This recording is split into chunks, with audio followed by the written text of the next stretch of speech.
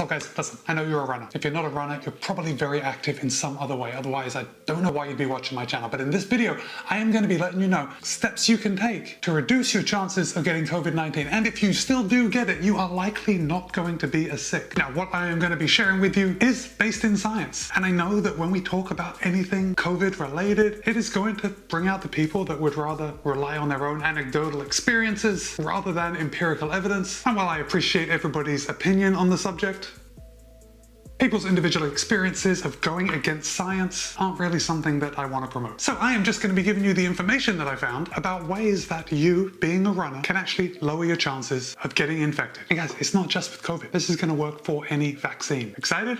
I am. Let's get into it.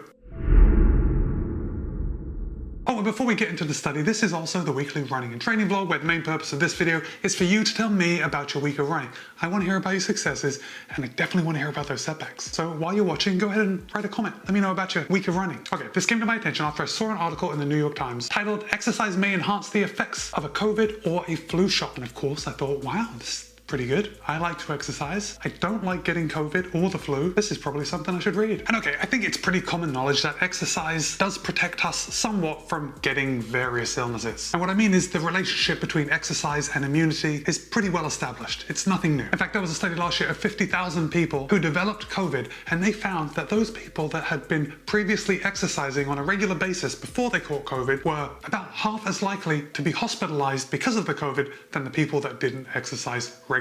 Oh, and here's just something that we are going to paper over in this video, but there has also been a lot of studies, and I'm sure a lot of you have found this yourselves, how extreme exercise can actually undermine our immunity. You might have seen it after running a particularly long race, or at the end of a very long and hard training block, how you catch a cold or you catch the flu. And studies have shown that lab mice that are run to exhaustion are more susceptible to catch the flu than sedentary animals. But like I said, we're going to talk about the benefits of exercising and how it makes our immune response stronger, and we're just going to forget about the outer limits of exercising too much. But I suppose it is a reminder that moderation is key. Oh, and something else that is coming up involves me doing something that I really hate. And it may be surprising to some of you, but what I really hate is working out in the afternoon. There is nothing more I like than waking up early, getting that exercise, going for a run, jumping on the bike, doing something early, then I get to benefit from it for the rest of the day. I am really not a fan of doing something in the afternoon. But those of you that are extremely astute are going to read between the lines and understand that I might be doing something like that a bit later on. But hold on, we'll get to that. Okay, so let's talk about this study. Now, this study was published in the Journal of Brain Behavior and Immunity. And the study that the New York Times article is published on is titled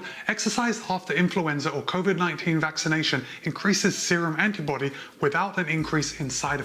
And the study is very John Steinbeckian in that it involves about 70 people and about 80 mice. And the study looked at antibody responses after a jab of the flu vaccine and after both jabs of the Pfizer COVID-19 vaccine. And the results of this study showed that people that exercised for 90 minutes immediately after their vaccine subsequently produced more antibodies than the people who did not exercise right after their vaccine. So if you missed it, get a jab, immediately go for a run or jump on the bike, and you will produce more antibodies. Got it? And this study actually supports a previous study in 2020 that looked at competitive elite athletes in the middle of a training block, and it was found that they generated more antibodies after a flu shot than a control group of healthy young people, not elite athletes. So the study involved a lot of people between the ages of 18 and 87, and these people were invited to a lab to get a flu shot, and then there was another group of people who were approached as they were going to get their first COVID shot. And before the vaccinations, they went ahead and they took blood from each of the participants to get a baseline antibody level, and then they randomly assigned each of the participants to either sit quietly for an hour and a half after they've received their vaccine, or to exercise for an hour and a half after they've received the vaccine. And the reason that the researchers chose an hour and a half to exercise, that being the amount of time, is because they had some unpublished research that indicated that that amount of exercise can substantially increase the production of interferon alpha. And interferon alpha is a substance in the blood that initiates the creation of immune cells. So here's the thing about the exercise. It wasn't just getting on the bike or going for a walk at a leisurely pace. It was actually a mildly challenging pace. In fact, the participants that exercised for the hour and a half kept their heart rates between 120 and 140 beats per minute. Of course, this raises a lot of questions to me. Now, obviously, an 87-year-old getting their heart rate up to between 120 and 140 beats per minute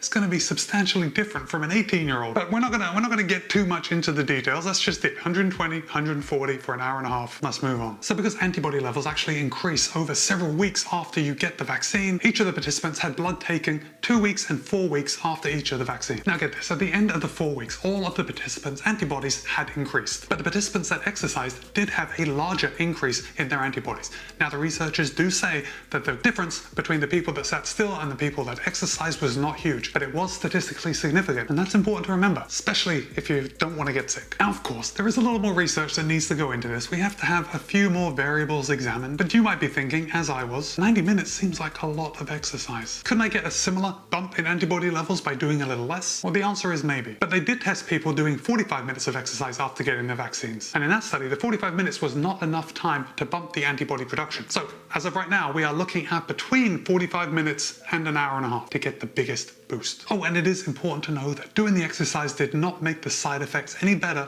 or any worse. So the side effects of getting the vaccines are going to be the same whether you exercise or whether you don't. So don't let that be a reason to put you off getting a vaccine. So at the time that I am making this video, I'm sure that a lot of you have already got your COVID vaccinations. If you haven't got them at this point, I understand it's pretty unlikely that you're going to get them. But for those of you that have got your COVID-19 vaccinations, probably time for a booster. Well, that time is coming up. So today I am going to get my second booster of the Moderna vaccine. Then I'm going to come back and I am going to jump on my Peloton for an hour and a half in the middle of the day, something I'm really not a fan of, and I'm going to bring you with me.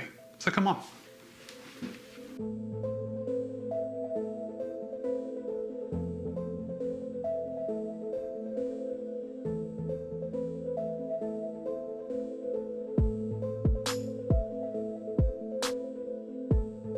All right, we are on our way down to get my Moderna booster. Now, my wife did get her booster yesterday, and she had a slight headache for a couple hours in the afternoon. But other than that, there were really no side effects. But I am just a little nervous about coming back and getting on the bike for an hour and a half in the afternoon. Oh, it's really the last thing that I want to do. But on the other hand, I do want to get that extra boost in immunity. And I have to do it because I don't want anyone looking at this video, and if I don't do it, and saying, well, Matt didn't do it and he didn't get sick, so why should I do it? No, I want everyone to get boosted. I want everyone to do their exercise after they get boosted in order to make it the most effective. Okay, let's go get jabbed.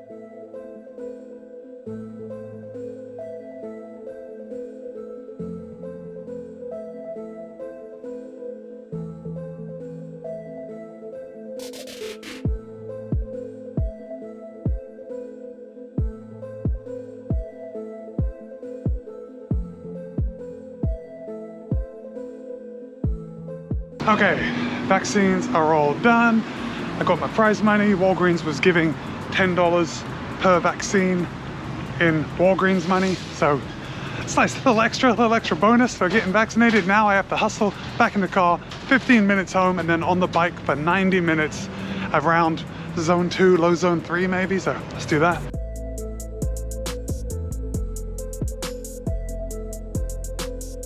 All right, I actually got both of my vaccines today, and when I say both, I got my annual flu vaccine as well as my booster for COVID-19. So I got one in each arm, so I'm expecting both arms to be just a bit sore in the next couple hours, but we'll see.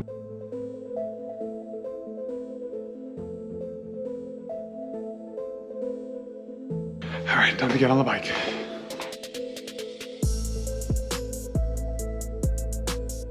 Okay, now I just have to hustle to get my heart rate up to 120 beats.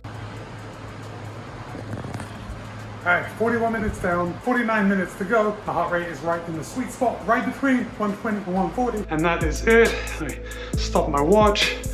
Okay, I gotta say, the hardest thing about that hour and a half on the bike wasn't so much the effort, the aerobic effort, because it was like high zone 2, low zone 3, but it was my butt. 90 minutes in the saddle and ouch. Okay, it looks like I did knock out a total of 32.75 miles. So that was it. That was my effort at making my COVID booster just a little bit more effective. Now I'm gonna shower and I'll tell you about what I've been up to the rest of the week. Plantar fasciitis is, well, it's still there. But I have great news. I am not taking you to the shower with me, so I'll see you in a second.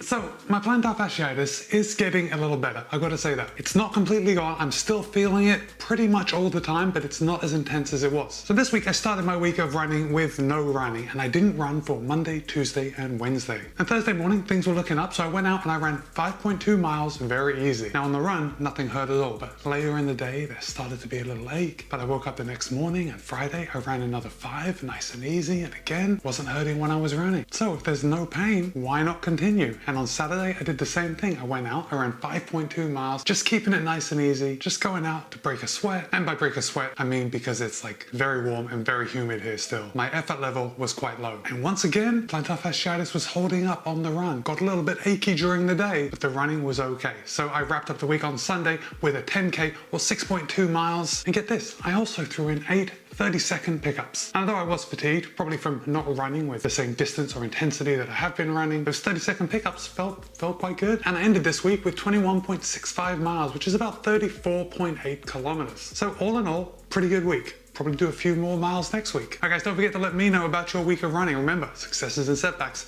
Be kind, be happy, run well. See you in a couple of days.